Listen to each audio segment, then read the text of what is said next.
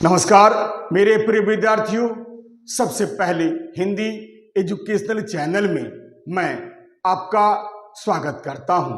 आज मैं आपके समक्ष हिंदी साहित्य के महान नीतिकार गिरधर कविराय द्वारा रचित कुंडलियां शीर्षक कविता को लेकर उपस्थित हुआ हूं। आज मैं इस वीडियो के माध्यम से उनके द्वारा रचित एक कुंडलियां का शब्दार्थ सहित सप्रसंग अर्थ या व्याख्या या भावार्थ को अत्यंत ही सरल भाषा में आपके सामने प्रस्तुत करने का प्रयास करता हूं। इसे आप ध्यान देकर सुनने की कोशिश कीजिएगा।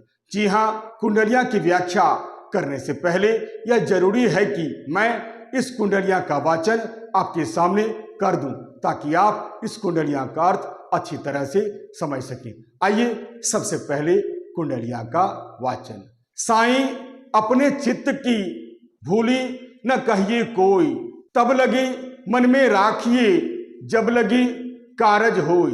जब लगी कारज होई भूली कबहू नहीं कहिए, दुर्जन हंसे न कोई आप शेरे में रहिए। कह गिरधर कविराय बात चतुरन के लाई, करतूती कही देत आप कहिए नहीं साईं।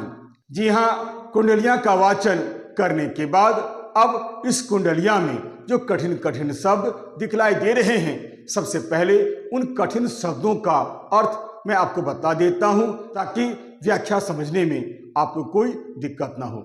जी हाँ, आइए सबसे पहले शब्दार्थ। साईं यानी स्वामी या सज्जन। मैं आपको बता देना चाहता हूं कि जिस कुंडलिया में साईं शब्द का प्रयोग हुआ है, ऐसा कहा जाता है कि इस कुंडलिया को गिरधर कविराय जी की पत्नी ने लिखा है।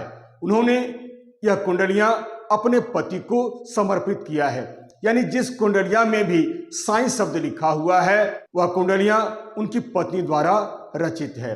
साईं का अर्थ होता है भगवान, मालिक, सज्जन या स्वामी।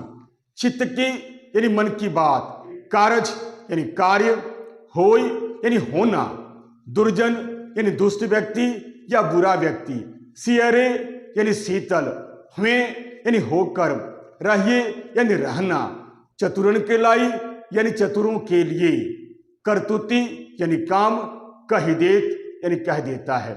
आइए शब्दों का अर्थ बतलाने के बाद अब मैं संदर्भ आपके सामने प्रस्तुत करने का प्रयास करता हूं। संदर्भ, प्रस्तुत पंक्तियां हमारी पाठ्य पुस्तक। यहां पर आप पाठ्य पुस्तक का नाम लिख सकते हैं जो पुस्तक आपके यहाँ पढ़ाई जाती है। के पाठ कुंडलिया नामक शीर्षक कविता से ली गई है। इस कविता के रचनाकार गिरधर कविराय जी हैं। गिरधर कविराय जी हिंदी साहित्य के अंतर्गत रीतिकाल के एक महान नीतिकार हैं। आइए अब प्रसंग, संदर्भ बताने के बाद अब प्रसंग। प्रस्तुत कुंडलिया में गिरधर कविराय जी ने मानव जीवन से जुड़ी हुई बातों को बड़े ही सुंदर ढंग से बतलाने का प्रयास किया है। यह एक प्रेरणादायी कुंडलियां है। कवि का मानना है कि अपने मन की बात को कभी भी प्रकट नहीं करना चाहिए जब तक कि कार्य सिद्ध ना हो जाए। यानी कार्य पूरा होने पर ही हमें अपने मन की बात को दूसरों के सामने प्रकट करना चाहिए। यही नहीं, जब कार्य सिद्ध हो जाता है तो हमारे कार्य ही हमारे मन की बात को दूसरों तक पहुंचा देता है। जी हाँ, संदर्भ और प्रसंग बताने के बाद अब मैं एक एक पंक्ति को पढ़ता हूं, फिर कठिन शब्दों का अर्थ बताते हुए उसकी व्याख्या करता हूं। तो चलिए शुरू करता हूं। पहली पंक्ति। साईं अपने चित्त की भूली न कहिए कोई। साईं यानी हे सज्जन, हे स्वामी, अपने चित्त की यानी अपने मन की बात भूली नहीं कहिए, यानी भूल कर भी मत कहिए कोई यानी किसी। गिरधर कविराय जी एक बहुत ही अनुभवी व्यक्ति थी। यही नहीं, वे एक बहुत ही दूरदर्शी व्यक्ति थी। प्रस्तुत कुंडलियां के माध्यम से जनमानस को संबोधित करते हुए कहा है, उन्होंने कहा है कि हे मनुष्य, तुम कभी भी अपने मन की कोई भी बात को भूल कर भी दूसरों के सामने प्रकट मत करो। क्योंकि कई बार इसका परिणाम बहुत ही बुरा होता है। कल्पना कीजिए, आप कोई भी काम करने से पहले आप अपने मित्र को मन की बात बता देते हैं। कल्पना कीजिए, यदि वह कार्य सिद्ध नहीं होता है तो लोग आप पर हंसने लगते हैं, आपका हंसी उड़ाने लगते हैं। तो बेहतर है कार्य पूरा होने के बाद ही आपका कार्य ही बता देगा कि आप क्या करने जा रहे थे, आपका कार्य कैसा हुआ है। इसलिए हे मनुष्य, तुम कभी भी अपने मन की कोई भी बात को भूल कर भी दूसरों के सामने प्रकट मत करो। समय आने पर ही तुम इसे कहोगे। अब मैं अगली पंक्ति पढ़ता हूं, फिर इसकी व्याख्या करता हूं। तब लगी मन में राखिए, जब लगी कारज हो। तब लगी यानी तब तक मन में राखिए, मन में रखिए। जब लगी, जब तक काम सिद्ध नहीं हो जाता है।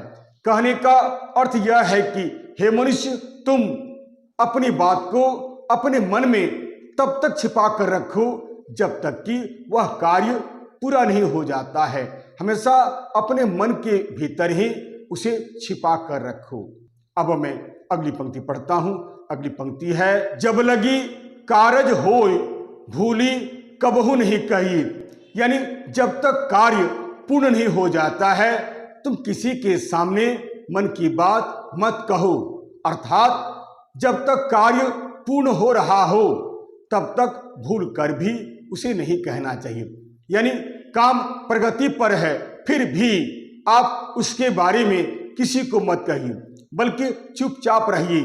आपका काम ही बता देगा कि आप क्या करने जा रहे थे और आपका काम कैसा हुआ है।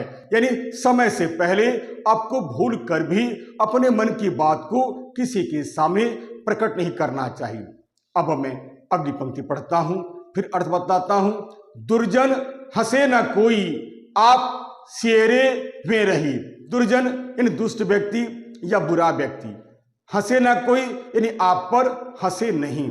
शेरे यानी साथ, में यानी होता है या होकर, रहिए यानी रहना। कवि का मानना है कि दुष्ट व्यक्ति को तो बस हंसने का मौका चाहिए, अतः आप चुपचाप रहिए और अपना काम करते जाइए। आपका काम ही बता देगा कि आप क्या कर रहे हैं। इससे दुष्ट व्यक्ति को हंसने का मौका नहीं मिलेगा। समाज में कुछ ऐसे लोग होते हैं जो हंसने के लिए मौके ढूंढते रहते हैं, अतः आप चुपचाप अपना काम करते जाइए। यदि व्यक्ति दुष्ट है तो आप ऐसे हालात में शीतल बने रहिए, आप चुपचाप रहिए, आप शांत रहिए और अपना काम करते रहिए। अब अगली पंक्ति देखिए, कह गिरधर कबीराय बात चतुरन के लाई। यानी गिरधर कबीराय जी कहते हैं कि ये सारी बातें दरअसल चतुर अथवा बुद्धिमान लोगों के लिए है। बुद्धिमान व्यक्ति समय को देखते हुए ही कार्य करता है। इसलिए आप जो भी कार्य कर रहे हैं उसे समय से पहले किसी के पास उजागर मत कीजिए, आप चुपचाप रहिए और अपना काम कीजिए। यही बुद्धिमानी का कार्य है, यही बुद्धिमान व्यक्ति लोग करते हैं। अब मैं इस कुंडलिया की अंतिम पंक्ति पढ़ता हूं और इसका अर्थ बताता हूं। करतुती कही दे, आप कहिए नहीं साईं। यानी करतुती यानी कार्य, कही देत यानी कह देता है। आप कहिए नहीं साईं यानी हे साईं, हे मेरे स्वामी, आप बिल्कुल मत कहिए, आपका कार्य ही बता देगा। गिरधर कबीराय जी अंत में कहते हैं कि हे मेरे साईं, हे मेरे स्वामी, आप अपने कार्य के बारे में किसी से बिल्कुल मत कहिए, बल्कि आपके द्वारा किया गया कार्य ही समाज को बता देगा कि आपने कौन सा काम किया है, आपका काम कैसा हुआ है। इसलिए हे मनुष्य, जब तक काम पूरा नहीं हो जाता है आप अपने मन की बात को अपने मन में ही छिपा कर रखिए, क्योंकि आपका काम ही सब कुछ बता देगा। इस समाज में ऐसे कुछ लोग होते हैं जो हंसने के लिए मौके ढूंढते रहते हैं, और यदि कार्य आपका सिद्ध नहीं होता है और आपने सबको बतला दिया है तो लोग आप पर हंसेंगे, लोग आपको हंसी का पात्र बना देंगे। तो बेहतर है आप चुपचाप रहिए, आपका काम ही सबको बतला देगा कि आप क्या करना चाहते थे। आशा करता हूं आप इस कुंडलियां का अर्थ अच्छी तरह से समझ गए होंगे। आइए अब इस कुंडलियां में जो खास बातें बताई गई है उसे मैं विशेष के माध्यम से बता देता हूं। जी हां, अब विशेष, यह एक नीति प्रधान कुंडलियां है। इस कुंडलियां में गिरधर कविराय ने मानव मात्र को जब तक कार्य सिद्ध नहीं हो जाए तब तक किसी से न कहने का परामर्श दिया है। इसे अपने मन में ही छिपा कर रखने के लिए संदेश दिया है। इस कुंडलियां की भाषा सरल, सरस और सहज है। गिरधर कविराय ने इस कुंडलियां में बोलचाल के शब्दों का ही प्रयोग किया है।